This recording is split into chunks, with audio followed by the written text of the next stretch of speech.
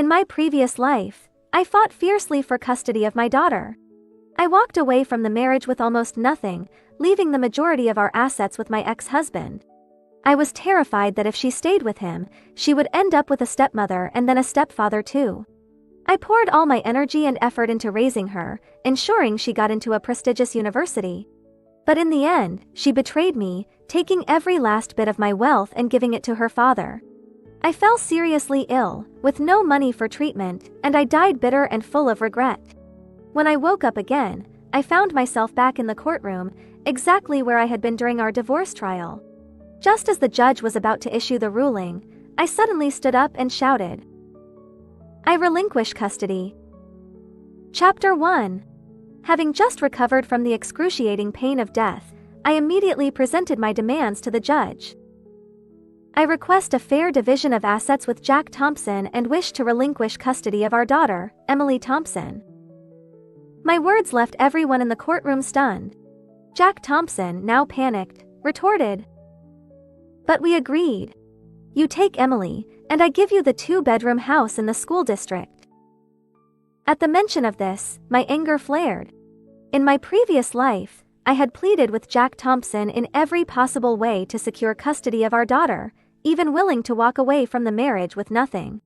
After the divorce, life had been tough.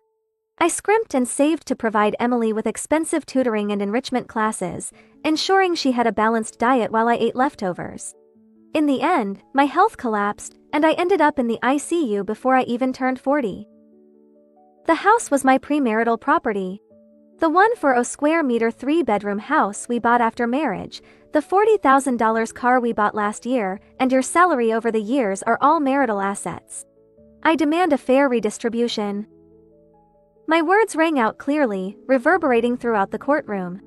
In the end, the judge adjourned the case for a second hearing. Outside the courtroom, Jack grabbed my arm, his face red with anger. "Elizabeth White, I advise you not to come after my car or house. At most, I'll give you some child support. And you still have to take care of Emily. You're her mother. If you don't, who will?" I pulled my arm away from him in disgust. "Is Emily the sole responsibility of mine? You've enjoyed the benefits of this family for so many years, and now it's time for you to contribute. Emily was in middle school, and I took care of all her needs. Jack would at most come home after work to say a few encouraging words or buy her a cake on her birthday, playing games with her to relax. But despite this, Emily thought her father worked hard and cared deeply for her. And I, the one who did everything at home, was seen as overly controlling. In Emily's words, "You're just a heartless machine, always trying to control me." I had enough of being the villain. Let them enjoy their father-daughter bond. My priority now was to hire a good lawyer to fight for what I was rightfully owed. I didn't want more than my fair share, but I wouldn't let anyone take what belonged to me. Chapter 2. After discussing with my lawyer, I didn't rush home to cook. Instead, I let Emily eat out and go straight to school. In the past, I always thought outside food was unhealthy and insisted on preparing nutritious meals for her. Emily had once said, "All my classmates have pocket money to buy snacks, but I have to come home for meals." Since that was the case, I decided not to bother cooking anymore. Let her enjoy her snacks. I booked a spa massage for myself to relax. Counting both this life and my previous one, it had been over 20 years since I last treated myself to something like this. The massage was skilled, and I felt so relaxed that I was almost about to drift off to sleep. Then, the phone rang at the most inopportune time. Looking at the caller ID, it was Helen Thompson, my overbearing, unreasonable mother-in-law. I answered the call, and an abrasive voice immediately came through. "Elizabeth White, you shameless woman, how dare you covet my son's money? You can't even bear a son, don't work and live off us. Now you want the car and house my son bought? Dream on." Despite her age, the old lady's voice was loud and strong. "Oh, take it easy. Don't get too worked up. You might end up dying from the stress and blame me for murder. You dare curse me?" The old lady was so furious she could barely get her words out, and even the masseuse couldn't help but laugh. "Don't worry, I don't want it all, just half. If you really want a son, go have one yourself. Don't bother me. Maybe, if you accumulate some good karma, you'll get your wish. More curses came through the phone, and I quickly hung up, turning the phone to silent. The masseuse gave me a thumbs up. That was your mother-in-law, right? You're amazing. I wouldn't dare talk to mine like that. I closed my eyes and chuckled. After going through life and death, I realized that societal chains are all self-imposed. Instead of getting upset, it's better to go wild and leave no room for others. Chapter 3. Helen Thompson had always been overbearing, scolding me the moment she laid eyes on me, while Jack would merely step in to smooth things over, muttering something about how hard his mother's life had been. As though I had it easy being cursed for not bearing a son. But Helen had one thing right: I didn't have a job. When Emily was born frail and sickly, I made the decision to quit my job as a marketing manager to take better care of her. A decade passed, and I poured every ounce of myself into raising her. As a result, after the last divorce, I struggled. I juggled taking care of Emily while working in a restaurant, washing dishes and scrubbing floors for hours on end. This time though, I wouldn't let myself remain so passive. With only a month left until the second hearing, I had to find a job. I went to interviews every single day, barely spending any time at home. After nearly a month, Emily seemed like a different person. Her school uniform was wrinkled, her face dull, with acne covering her once smooth skin. When I walked in, she immediately started complaining. "Mom, you're never home, and when you are, you do nothing. Why can't you just apologize to Dad? He wouldn't have looked for another woman if you took care of yourself. You're looking like some old hag." I was taken aback, and any shred of sympathy I had for her vanished in an instant. So she knew about her father's cheating and still had the nerve to blame me? I swallowed the words I wanted to say about cooking for her, treating her acne, and being there for her, instead turning cold. "Is it my fault your dad cheated? If not yours, then whose? If you could have kept his heart, he wouldn't have strayed. Now you two are divorcing, and I'm the one stuck with you." Emily's words struck deep. No wonder, in my past life, she always ran back to her father. To her, staying with me was nothing but a punishment. Then go live with him. If being with me is such a burden. I slammed the door to my bedroom and shut her out completely. In this world, relying on anyone else was a mistake. Even blood ties could be broken when self-interest came into play. Chapter 4. At the second hearing, my lawyer presented all of the marital assets and demanded they be divided equally. Jack argued that since I hadn't worked since Emily was born, all of the money he had earned was his. But who says caring for a child and managing a household isn't work? The law protects every woman who contributes to her family, and I was entitled to my fair share of the assets. As for Emily, although I had given up custody, Jack also relinquished his rights. In the end, the judge ruled that since Emily was still a minor and a girl, she would be better off living with her mother. Jack was ordered to pay $1,800 a month in child support until Emily turned 18. I wasn't surprised by this outcome. I had expected it. Helen, with her old-fashioned belief that boys were worth more than girls, must have egged her son on to fight for the assets and abandon custody. To her, a daughter was nothing more than a burden, a stain on the family name. The irony came when, after the ruling, Emily clung to Jack, refusing to let go. "Daddy, please don't leave me. I don't want to stay with Mom." I couldn't help but sneer at the father-daughter drama playing out before me. Jack bent down and whispered something in Emily's ear, and suddenly she stopped crying. Looking up at him, she said, "Let's make a pinky promise." Chapter 5. On moving day, Emily surprised me by not throwing a tantrum as I had feared. She packed her things without a word, then asked, "When are we leaving?" I remained composed. No rush. It wasn't until I got a message confirming the money transfer that I called the moving company to take our things to my small two-bedroom apartment. That's right, I didn't take the car or the house. I had Jack convert them into cash at market value. If he wouldn't give me the money, I wasn't going anywhere. I knew his new girlfriend was itching to move in. That woman even had a son, trying to latch onto Jack as an easy, ready-made father. She had been endlessly sweet to him, flattering him to the point that he was completely enchanted. The new place was a cramped, old apartment with over 20 years of wear and tear. As soon as we entered, Emily's face fell. She looked around and pouted. "How can we live in this dump? Can't we buy a new place with the money Dad gave you?" I sighed inwardly. "Do you think you're a trust fund kid?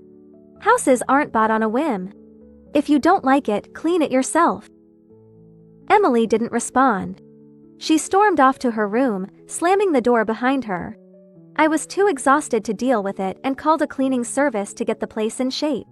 In my past life, I had been the dutiful, frugal housewife, saving every penny and getting nothing in return. This time, I was living for myself. The $120,000 from the divorce, I spent $10,000 on a car, and I still had plans for the rest. Chapter 6. After a month of relentless job hunting, I came to a harsh realization. At my age, with a 10-year gap in my work history, finding a job that suited me was almost impossible. If that was the case, then why not start my own business? I could become my own boss, and in doing so, I could create opportunities for other women. As the standard of living rose, more and more women were eager to spend on beauty and wellness. In my previous life, I had worked as a cleaner in a beauty salon, and although I wasn't directly involved in the operations, I gained some insight into the industry. This time, I decided to open a beauty and wellness center. The services would include facial treatments and body wellness programs. For several days, I had been negotiating with suppliers for the right products. I skipped dinner every night, coming home as late as p.m. One night, I arrived to find that the door wouldn't open. It was clearly locked from the inside. "Emily, open the door." I knocked for 5 minutes, but there was no response. Frustrated, I raised my voice. "If you don't open this door, I'll call someone to break it down." A slow, defiant voice came from the other side. "You're always out so late, never cooking for your child. Who knows if you're doing something shady, bringing germs home?" My blood boiled. "Who taught you to say these things? Where did you learn to talk like that?" I immediately called a locksmith to open the door and pulled Emily out of her room.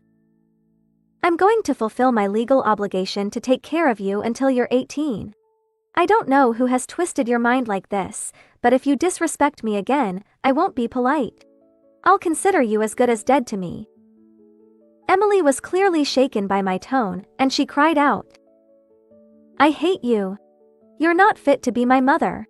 Aunt Summer is so much better. No wonder Dad left you." Ah, so it was that woman, the mistress. I let go of her and headed to the bathroom for a hot shower.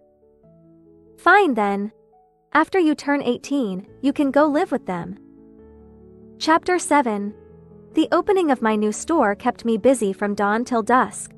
One afternoon, 2 familiar faces walked through the door. Helen, with her sharp eyes, immediately shouted, "I thought you'd be doing something worthwhile after leaving my son, but look at you now, you're just here cleaning." The staff heard the commotion and rushed to explain, but I silently gestured for them to hold off. "I'm not as lucky as you, having a son who earns so much. But this is a high-end store, and I'm afraid you might not be able to afford it. I suggest you look for somewhere else." I was always direct.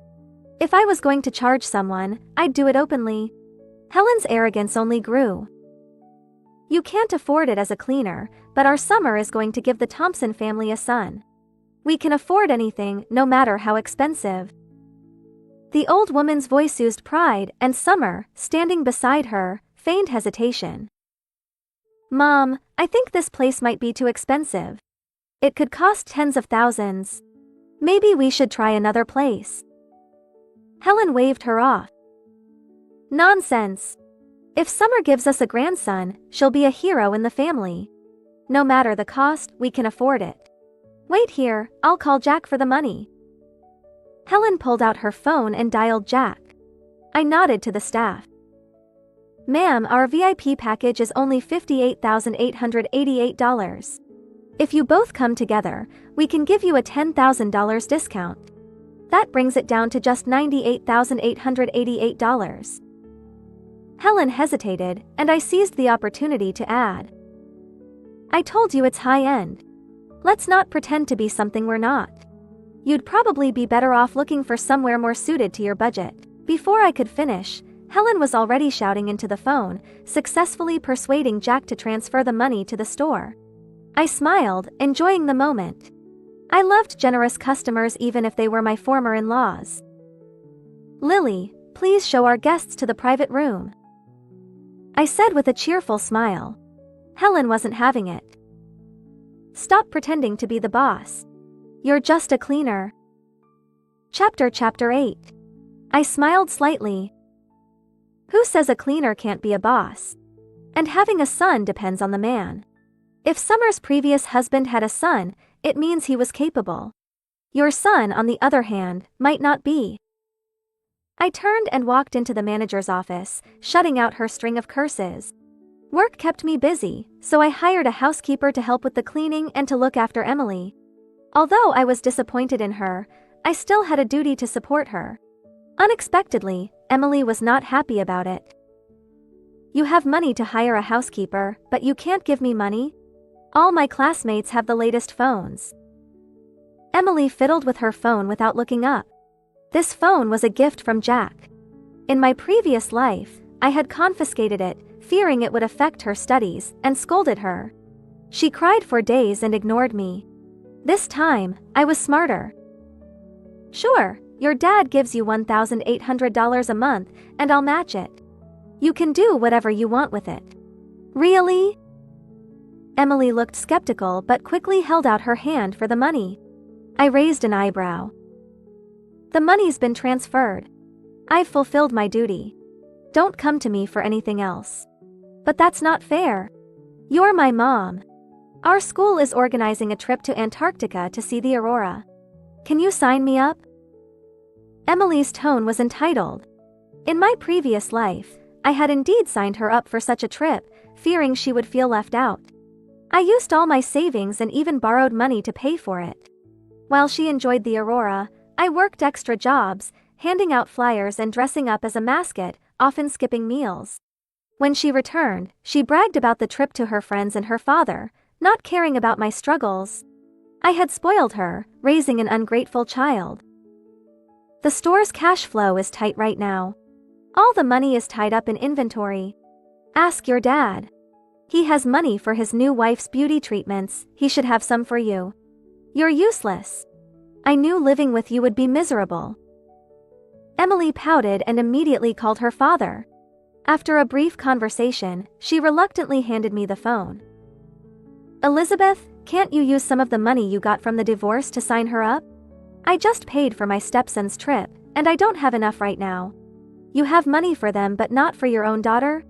I've never seen someone so eager to be a stepfather. Why do you have to be so unpleasant? We're just trying to bond. Just sign her up. Jack hung up abruptly. I handed the phone back to Emily. Your dad said he doesn't have the money. If you want to go, you can work at my store during the summer. I'll pay you. Emily snatched the phone and pushed me aside. I won't work for you. You just don't want me to be happy. Fine by me. I was happy to have peace and quiet, abandoning the idea of offering her a summer job for extra cash. Chapter 9. The business was doing well and I hired more staff. Most of them were stay-at-home moms who wanted to earn their own money after their kids grew up. I hired a professional trainer to teach them skills, hoping they could gain expertise. Emily didn't go to Antarctica but posted photos on social media. She, Jack, and Summer were at some unknown scenic spot. Emily leaned against Summer, looking like mother and daughter. The caption read, Dad and Aunt Summer took me out. I wish Aunt Summer were my mom. Followed by a crying emoji. Summer commented, Emily is like my own daughter. Emily replied, Love you, Mom. What a happy family. I wished them well. Summer was smart, sending her own son to Antarctica while taking Emily on a budget trip. After the trip, Emily looked down on me even more. She would often say, "Aunt Summer bought me a new bag. Aunt Summer took me for a manicure. Aunt Summer says I look like her." I was sick of hearing it. Flattery was indeed a way to destroy someone. But Emily was still my daughter.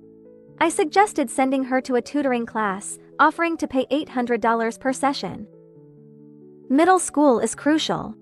Getting into a good high school and then college is the goal. You just want me to get good grades to show off. Stop pretending. If you don't want to go, fine. It saves me money. You're obsessed with money. What's the point of having money without love? Emily stormed out, probably to find her beloved Aunt Summer. She didn't know that in my previous life, I gave her all my love, only to end up dying alone and unnoticed. Chapter 10. Emily's grades weren't great. In my previous life, I had scrimped and saved to send her to tutoring, supervising her studies to get her into a decent university. This time, she spent all her time on her phone, not understanding the lessons even after multiple explanations. I thought she would realize her shortcomings and work harder. But she blamed the tutors, saying they were incompetent, never admitting her own faults. She even sarcastically said, "You're making so much money now. Why do I need to study? I'll just inherit your business." I was shocked, sensing something was wrong. Was she already eyeing my assets? Although I suffered after the divorce, I didn't expect to die before 40 from organ failure. Could it be that Emily had intentionally harmed me for my assets? After her high school exams, she suddenly became considerate, taking over the household chores. A month later, I was hospitalized. My savings of $50,000 were taken by Emily, who disappeared with Jack. I had no money for treatment, and the house was sold for her education. I lay in a rented room, unable to even drink water. Meanwhile, Emily was enjoying a hot pot with Jack and his new family, as seen on social media. I broke into a cold sweat and immediately scheduled a full medical checkup. At the hospital, I saw Summer entering the gynecology department. I had heard the doctor specialized in infertility. It seemed Summer was trying hard to give Jack a son. After a thorough checkup, the doctor assured me I was healthy, just needed to maintain a good mood and diet. I felt relieved. Jack hadn't paid child support for months. I called him, and he shamelessly said, "The custody is with you. Why are you asking me for money? I can barely manage myself, let alone you two. A girl just needs to be fed. Why spend so much?" I had no choice but to tell Emily. "Your dad hasn't paid child support for months. Your allowance will be halved." "What? That's impossible. Dad would never abandon me." Emily didn't believe me and took out her phone to call him. Seeing me still standing there, she put the phone away and said, "I'll have dinner at Dad's tonight."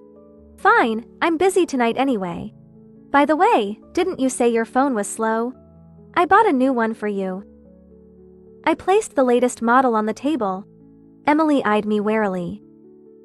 "You're being too nice." But she couldn't resist the new phone and started playing with it. Of course, I wasn't being nice. I had installed a hidden listening app on the phone. If there was no conspiracy, I would delete it. But if they were plotting against me, I wouldn't hesitate. Chapter 11. The phone captured Emily's excited voice. "Dad, Summer, I missed you." Summer's voice followed. "Emily, you're just in time for dinner. Wow, it looks delicious. Dad, I want to live with you. Mom is always busy and doesn't care about me. You have no idea how I've been living." Poor Emily. Jack played the good guy. "Dad misses you too, but I've been out of work and Aunt Summer isn't well. Ray needs to go to school. We're struggling." I never knew Jack was such a good actor, but hearing about his unemployment made me secretly happy. "Dad, what should I do? Don't you want me anymore?" Emily sounded desperate. "Of course not." Summer interjected. "Your dad talks about you all the time, but the situation. Emily, do you remember our agreement? Yes, she only has me. All her assets will be mine." So there was a scheme. No wonder Emily didn't make a fuss and came back with me. Take this and put it in her food. Then you can live with us, sweetheart. Jack's voice was chilling. My heart sank. Would Emily really harm me? Will Mom die if she eats this? Emily's voice trembled. Don't worry, Emily. Aunt Summer loves you. Summer's soothing voice calmed her. I heard a soft, okay.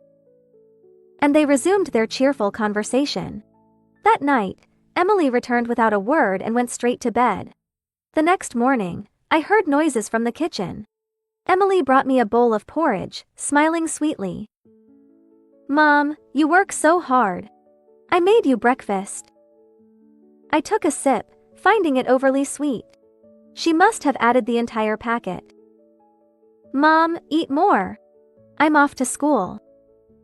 Emily grabbed her bag and ran out. I set the bowl down and pulled out the packet I had replaced with sugar. A medical test confirmed the powder was thallium, a lethal dose. The police interviewed Emily at school, and she was terrified, confessing everything about Jack and Summer. The dose was enough for a criminal charge, but Emily was a minor and was sent to a juvenile detention center. Jack was charged with illegal purchase of a toxic substance and incitement of a minor, receiving a prison sentence. Summer distanced herself, fearing it would affect her son's future, and demanded a divorce. Helen came to my store, shouting for Jack's release. Your son broke the law. If you want him out, talk to the police. I know you set him up. If you don't get him out, I'll ruin your business. Helen sat on the floor, wailing. Help! My evil daughter-in-law is ungrateful, neglects her child, and conspires with a lover to harm her husband. I didn't indulge her, opening my phone to live stream. Come to our store for live drama. More details and a free shoulder massage for viewers. The live stream attracted many viewers, and business boomed. Helen, hoarse from shouting, cursed. Isn't anyone going to offer me water? Chapter 12. I thought it was over, but the juvenile center called, saying Emily was crying and asking to see me. I expected insincere apologies and pleas for release, so I was reluctant to go. But they called daily, saying Emily had self-harmed, urging me to visit. I decided to go, if only to sever our ties. Emily looked like she had seen a lifeline, rushing to me. Mom, you're alive. Please save me. I was wrong. Her voice trembled, eyes filled with fear and helplessness beyond her years. I am alive. Are you disappointed? I went to the rental house, and they said you were dead. I had indeed died, but in my previous life. Could Emily have? I was tortured and escaped, but you weren't there. I was afraid of being caught again, so I drank poison. When I woke up, I was here. Are you the Emily from my previous life? Didn't you go to your dad? Who tortured you? Had something happened after my death? Emily's story revealed the truth.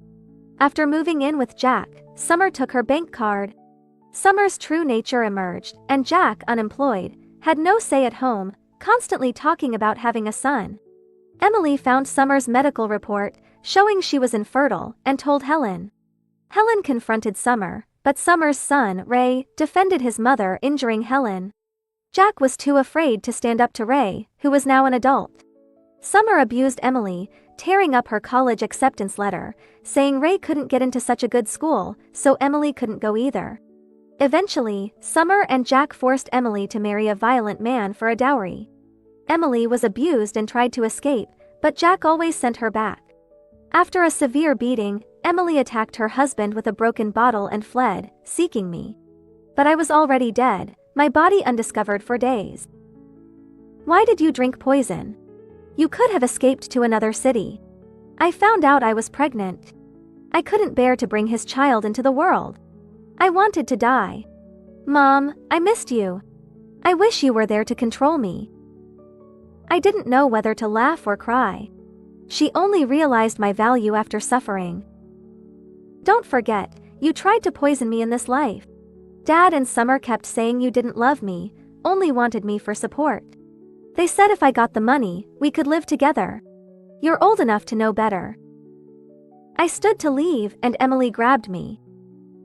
Mom, don't leave me. I pity your past, but you reap what you sow. Reflect on your actions here. I pushed her hand away and left without looking back. Chapter 13.